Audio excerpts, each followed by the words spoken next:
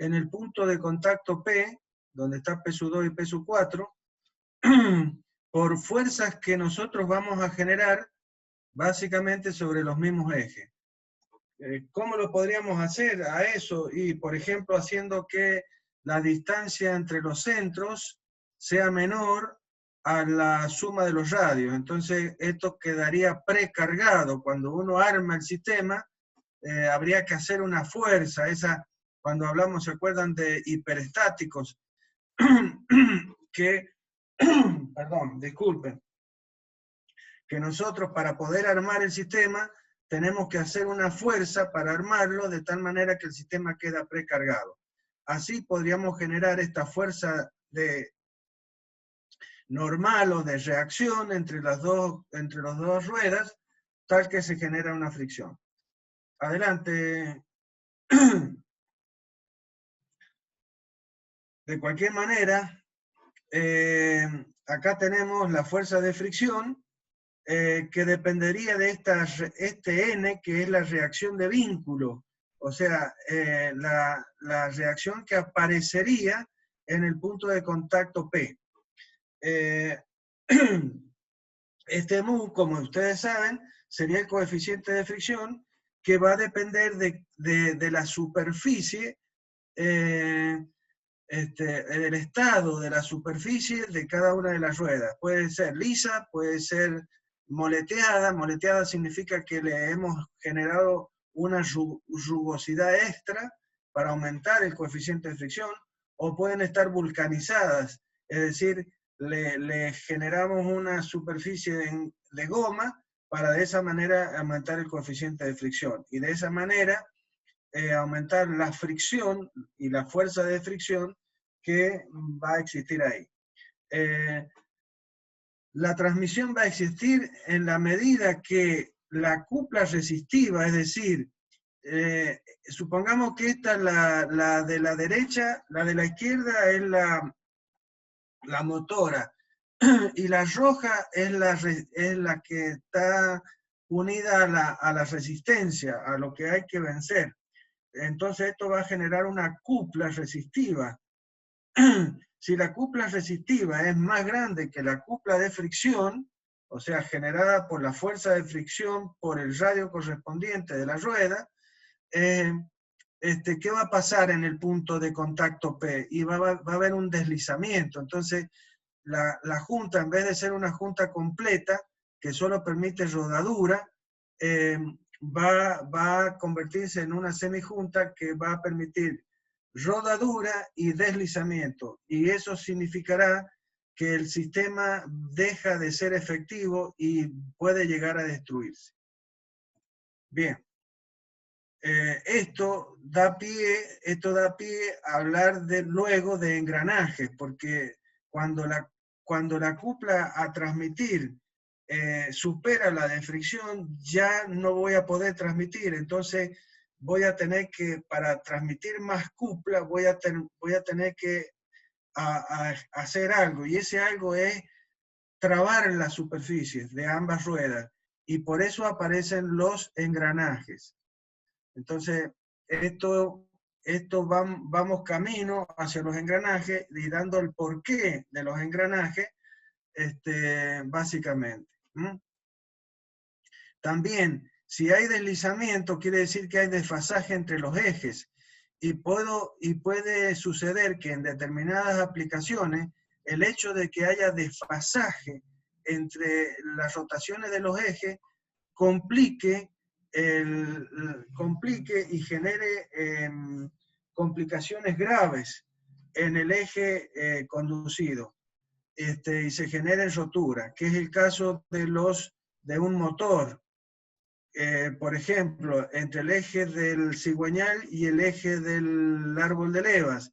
Ustedes saben que esos dos ejes funcionan en fase, sincronizados, porque uno mueve las válvulas y el otro mueve al pistón. Si se corta el sincronismo, es decir, si se corta la correa o la cadena, sabemos que se destruye todo el sistema. Entonces, nunca podemos jugar con transmitir con un par de ruedas de fricción cuando exigimos sincronismo entre los ejes. Solamente lo podremos hacer con un par de engranajes. Eso son dos condiciones básicas en las que se hace necesario el uso de engranaje y no de ruedas de fricción. Esto también es una pregunta de parcial. Sigamos, Manuel. Bueno, acá estaba el caso de ruedas de fricción y acá está un poco más simple y más directo lo que yo les decía recién, que las ruedas de fricción pueden ser exteriores, como en el primer dibujo, en el segundo, en el del medio, y interiores, que es el dibujo de la derecha. El dibujo de la izquierda, lo que está mostrando es básicamente una rueda sobre la Tierra. La Tierra, si bien tiene una curvatura, porque es una esfera, es tan grande que la consideramos prácticamente plana, la superficie, dentro de nuestro ámbito. Entonces, lo que estaría indicando es el contacto de cualquier rueda con el piso, como un par de ruedas de fricción. Bien, en el caso de las figuras del centro, que sería el caso de dos ruedas de fricción exteriores, ahí vemos los centros de rotación de cada una de las ruedas, la línea no trazada que pasaría por los dos centros de rotación, o 2 o 4, que sería la línea de centro, y los radios correspondientes, R3 y R2, correspondiente a cada una de las ruedas de fricción. Es claro, y se ve perfectamente, que la condición de transmisión se está cumpliendo, es decir, que la relación de transmisión va a ser constante porque los segmentos O2, O3, O3P, si consideramos P al punto de contacto sobre la línea que une los centros, donde se produce la fricción, O3P es el radio de esa rueda, y O2P es el radio R2 de la otra rueda, y eso se mantiene constante, siempre va a pasar lo mismo.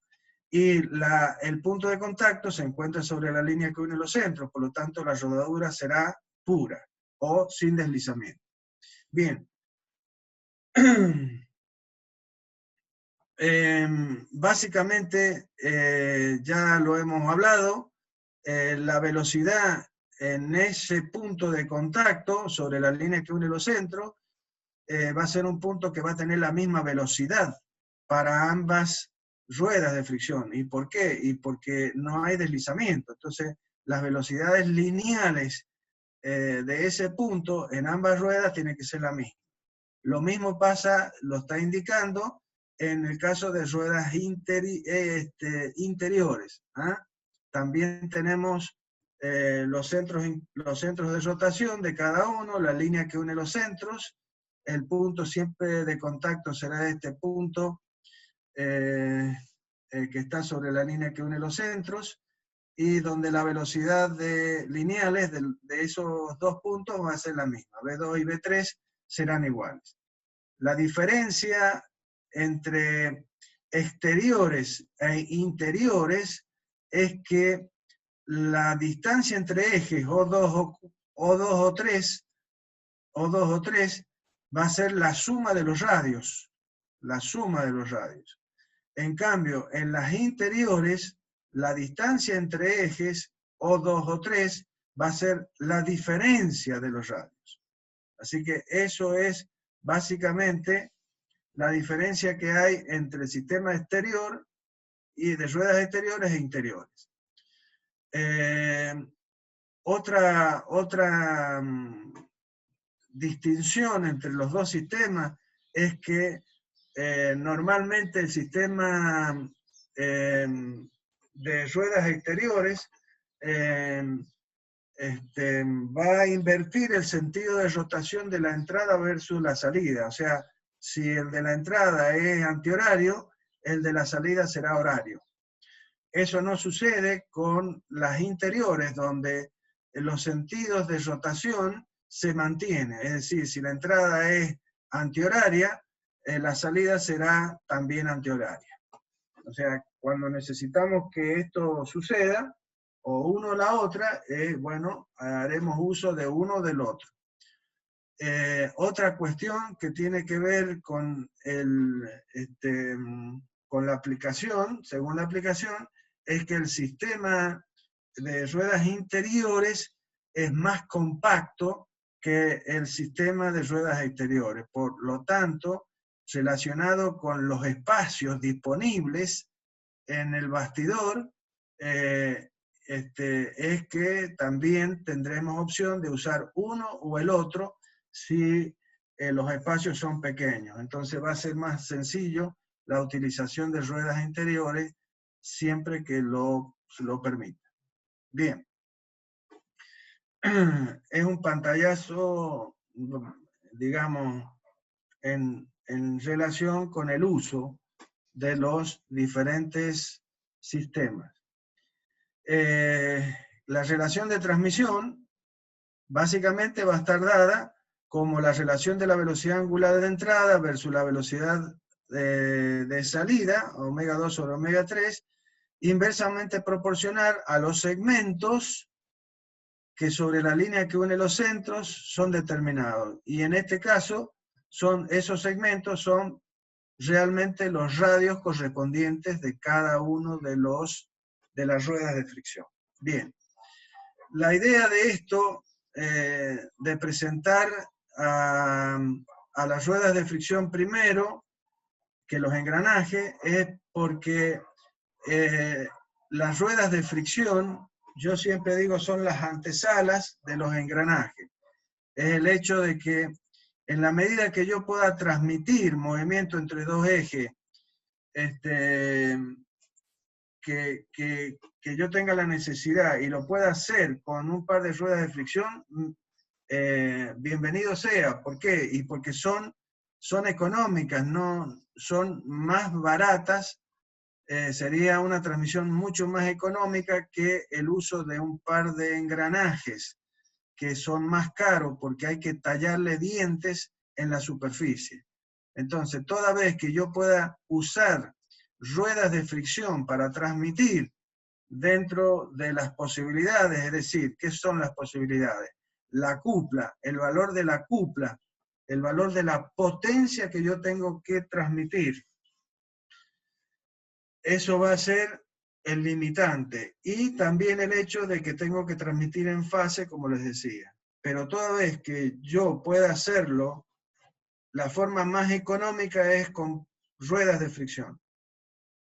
Básicamente. Bien. Además, las ruedas de fricción van a representar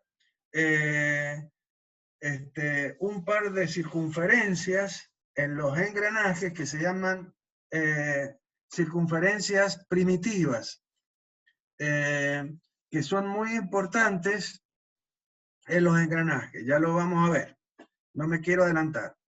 Y por otro lado, también es muy importante porque el cálculo cinemático de un par de engranajes se hace como si fuera un par de ruedas de fricción. Cinemático estoy hablando.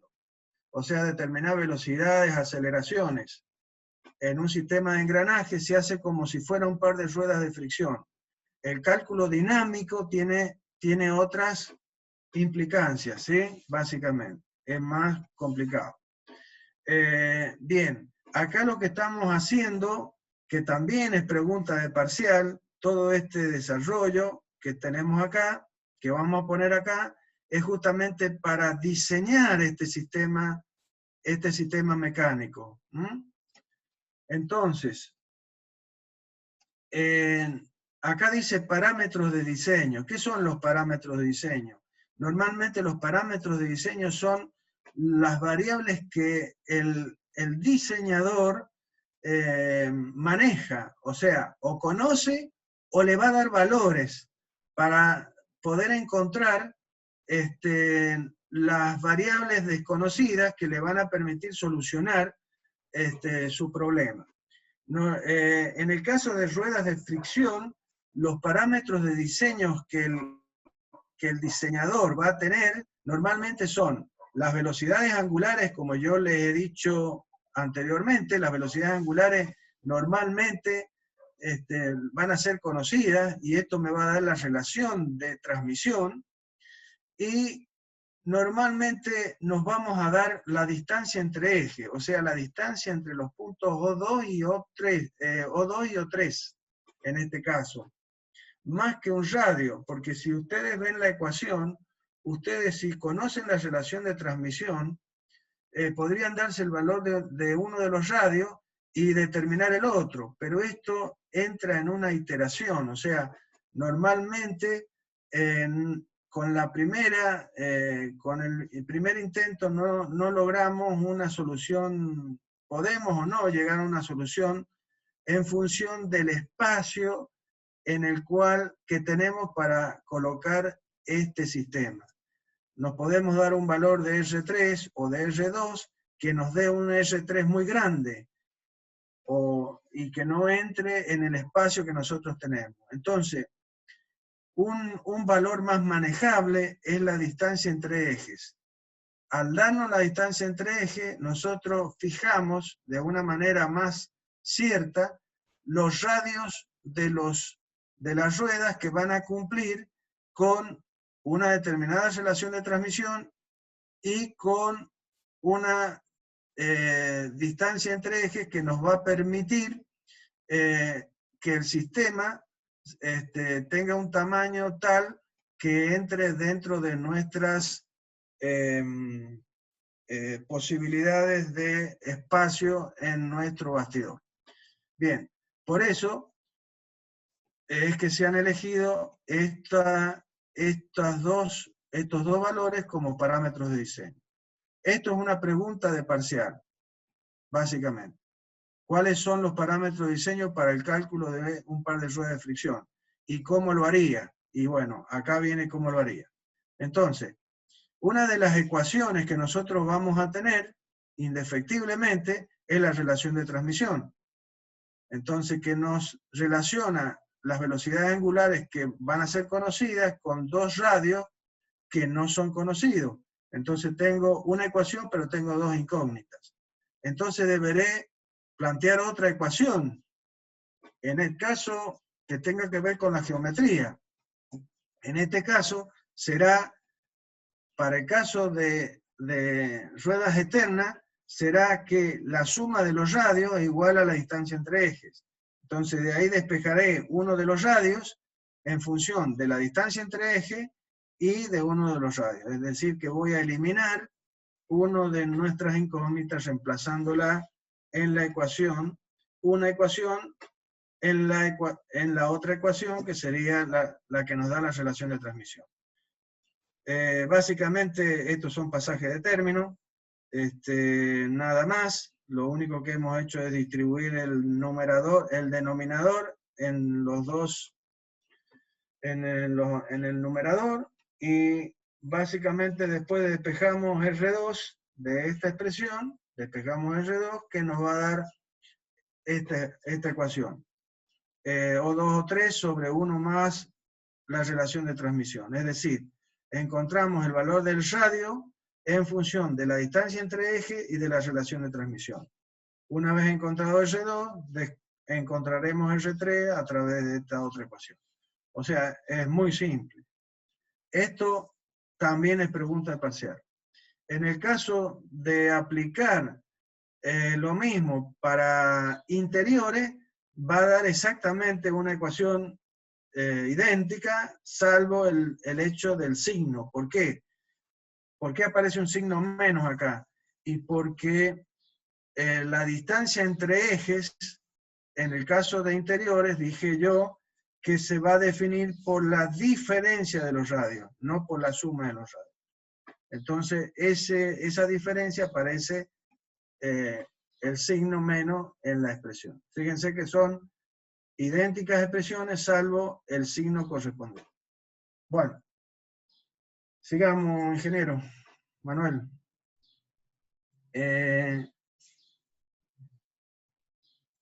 Bien, también ¿puede volver, por favor, un segundito hacia atrás? Bien, este dibujo es una traza. ¿Qué es lo que era una traza? Es un corte de este sistema. Es un dibujo planar, pero teóricamente es un dibujo en 3 dimensiones. Este sistema tiene 3 dimensiones.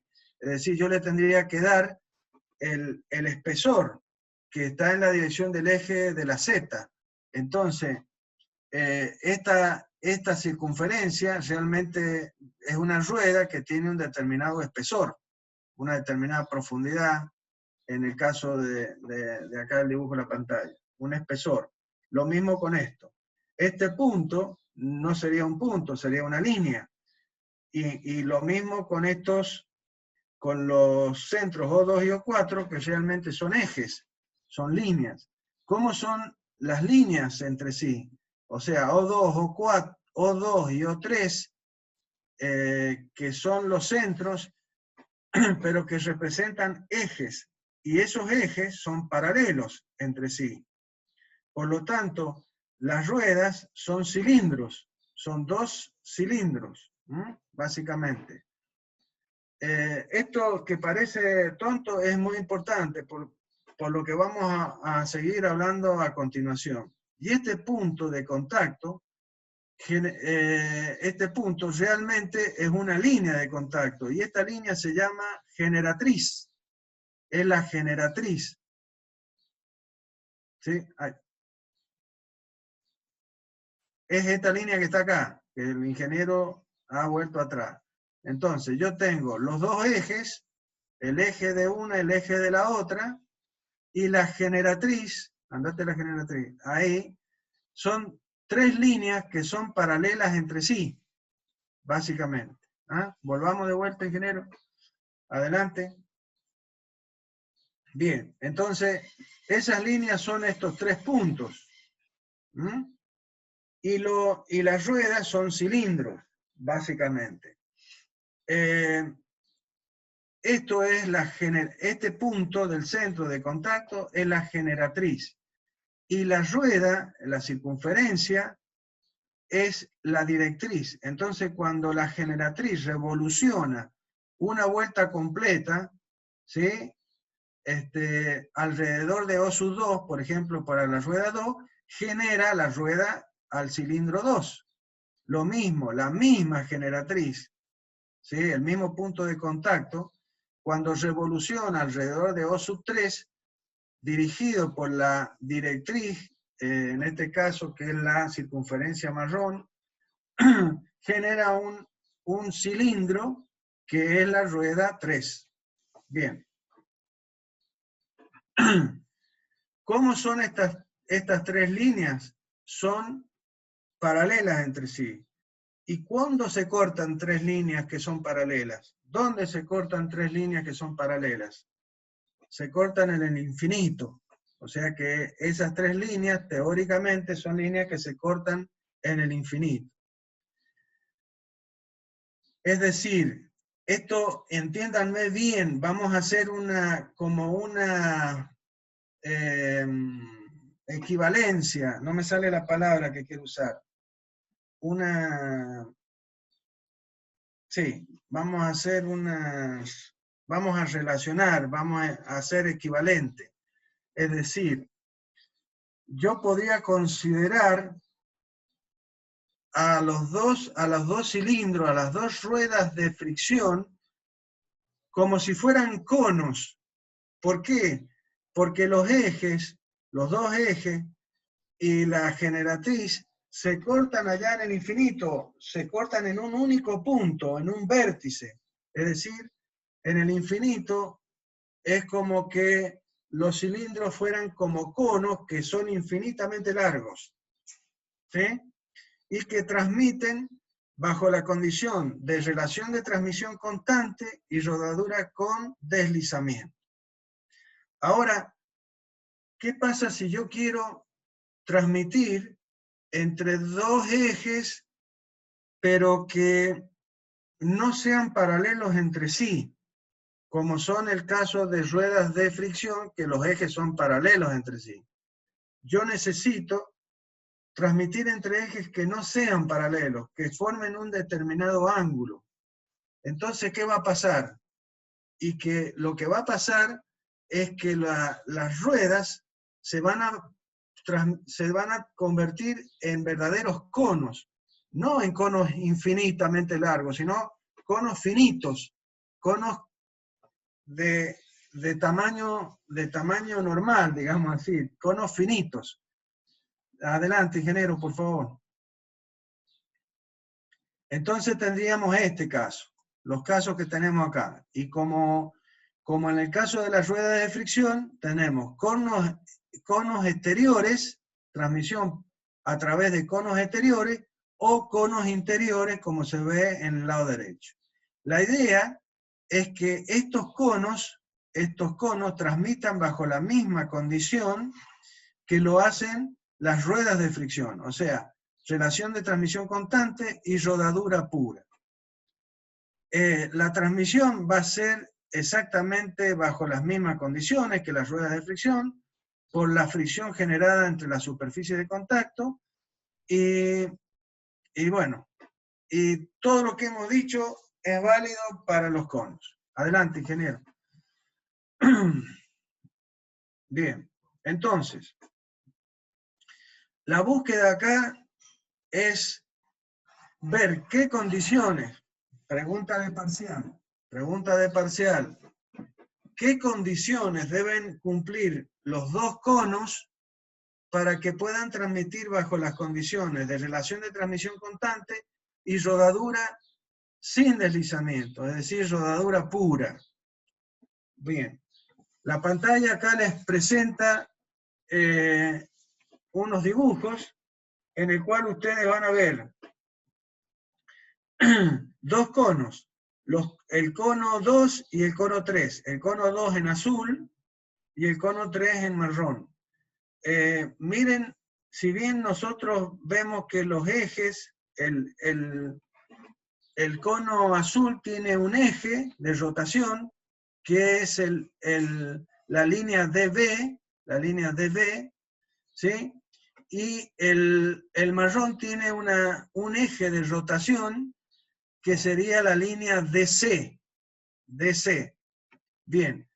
Y la generatriz, en este caso, sería la línea DP, que es la línea de contacto entre los dos conos. Bien. Si bien se proyecta, fíjense que se proyecta, la línea se proyecta hasta que se corta en el punto D, pero sigue en forma de trazo. Los conos serían el cono que está formado. Manuel, andate a la izquierda, al dibujo de la izquierda, por favor. Ahí. Entonces, el cono sería las líneas llenas. Sería la línea azul, sería como un cono truncado, básicamente. Así, bien, así y así, para que tengan idea. Y el marrón, igual. Entonces la transmisión sería así. Nada más que hemos proyectado los dos ejes, el eje DB, el eje DC y la generatriz DP, ¿sí? De tal manera que las tres se cortan en un punto. Esto no está hecho porque sí, está hecho porque realmente vamos a ver que es la única manera de que un par de conos finitos transmitan bajo las mismas condiciones que las ruedas de fricción. Es decir, relación de transmisión constante y rodadura sin deslizamiento. Y acá se ve lo que yo les decía, que si estos no fueran conos, fuesen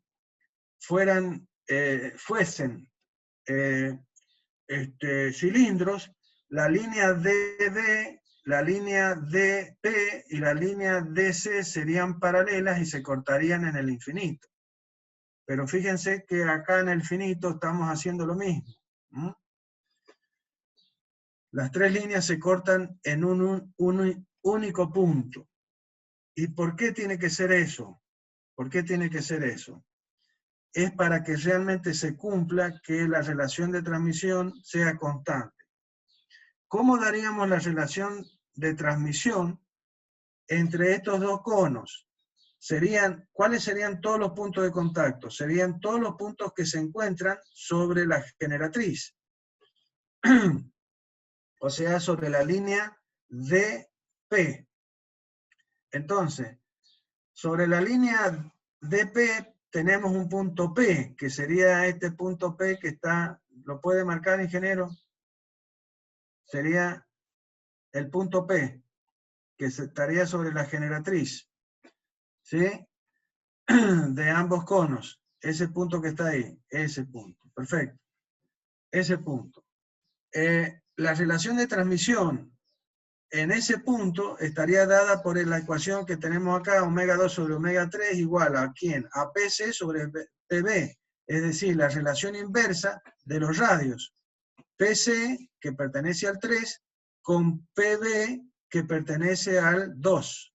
Entonces es la relación inversa de eso, de las relaciones de velocidad angulares respecto de los radios que se ponen en juego. ¿Estamos de acuerdo? Ahora, si seguimos caminando por la generatriz, nos encontramos un punto P'. En ese punto P', que lo está marcando el ingeniero Manuel Galdeano, en rosadito, la relación en ese punto sería omega 2 sobre omega 3 igual a un P', C' sobre P', B'. Y así podríamos elegir cualquier punto, otro punto. ¿Sí? Pero lo hagamos con estos dos puntos nada más. Esto quiere decir que yo tendría que poner omega 2 sobre omega 3 igual a PC sobre PB y igual a P', C' sobre P', B'. O sea, tendría que poner un igual para que esta relación sea constante. Ahora, ¿cómo demostramos que esta razón PC sobre PB me da un número igual al que da la razón P', C' sobre P', B', para que esto sea constante? Bien, si nosotros vamos al dibujo del centro superior, entonces, para que esto se cumpla, debería haber una semejanza entre los dos conos. Si buscamos la semejanza por el triángulo BPD, que es el triángulo azul que está identificado ahí, vuelvo a repetir que todo este dibujo es una traza, es como que nosotros es una traza, es decir, hemos cortado al sistema de los dos conos con un plano que contiene a los ejes de ambos conos. Y lo que estamos dibujando es la traza, básicamente. Bueno, ahí el ingeniero Galdeano ha dibujado este triángulo que yo les estoy diciendo. Si ustedes quieren buscar una semejanza entre este triángulo y el triángulo en naranja, ¿sí? Vamos perdiendo, porque para que haya semejanza, los ángulos tienen que ser, de los triángulos tienen que ser iguales, y ya estamos viendo que en el extremo D, el triángulo en azul tiene un ángulo beta, y el naranja tiene un ángulo tita, o sea que ya no se puede. Pero si dentro del triángulo azul grande, vemos que se van formando otros triángulos, que son el D, B', P' también. O sea, vemos esos dos triángulos, el triángulo D, BP y el triángulo D, B', P'. Eso. Entonces, ¿cómo son esos dos triángulos entre sí? Y son semejantes, porque uno está dentro del otro y más vale que se va a cumplir que sus ángulos interiores van a ser iguales. Entonces, yo veo que si son semejantes, el segmento BP y el segmento B'P' van a ser semejantes entre sí. Lo mismo si nos vamos al triángulo DPC, o sea, el triángulo naranja. Vamos a tener que el triángulo DCP y el triángulo DC'P' son semejantes entre sí. Por lo tanto, los lados P y C y P'C' son semejantes. Entonces, si son semejantes entre sí, las relaciones, las razones van a ser semejantes, por lo tanto nos van a dar el mismo número. Por lo tanto, la relación de transmisión va a ser constante. Bien. Entonces, eso sucede solo y sí, que pasa esto que hemos dibujado, que los ejes de ambos conos y la generatriz de los conos se corten en el mismo punto, este punto D. Si eso sucede,